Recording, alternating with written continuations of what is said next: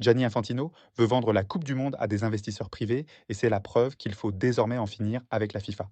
Cornérien, le 28 juillet 2026, Gianni Infantino a annoncé la création de la FIFA Forward Enterprise, la FFE. Il s'agit d'une société qui regrouperait tous les droits financiers des compétitions FIFA et notamment de la Coupe du Monde. Elle serait valorisée à 20 milliards de dollars, ouverte à hauteur de 20% du capital à des investisseurs privés pour lever plus de 4 milliards de dollars dès 2026. Et devinez qui est pressenti pour mener le consortium d'investisseurs? Joshua Kushner, le frère de Jared Kushner, lui-même gendre de Donald Trump. Bref, je suis comme tout le monde épuisé par les magouilles d'Infantino pour faire croquer ses copains dans le gâteau du football mondial.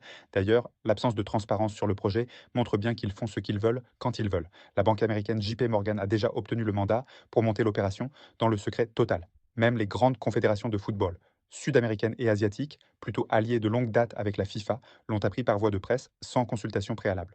Le 30 juillet, une réunion d'urgence de l'UEFA a eu lieu.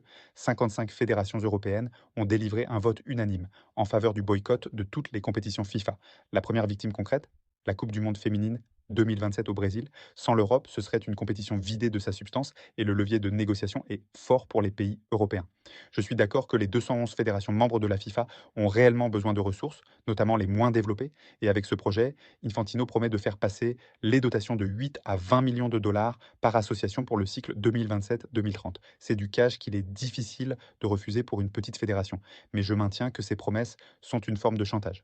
La FIFA vient de dépasser les 15 milliards de dollars de revenus sur le cycle 2023-2026, le cycle le plus lucratif de son histoire. Elle n'a pas besoin de vendre la Coupe du Monde. Ce que je vois dans cette crise, c'est l'opportunité historique de remplacer définitivement la FIFA par une vraie confédération internationale du football, transparente et gouvernée par les fédérations elles-mêmes, pas par des fonds d'investissement avec un ballon rond pour logo. Alors je vous pose la question, est-ce que vous pensez que ce boycott peut vraiment réussir et entraîner la chute d'Infantino et de la FIFA?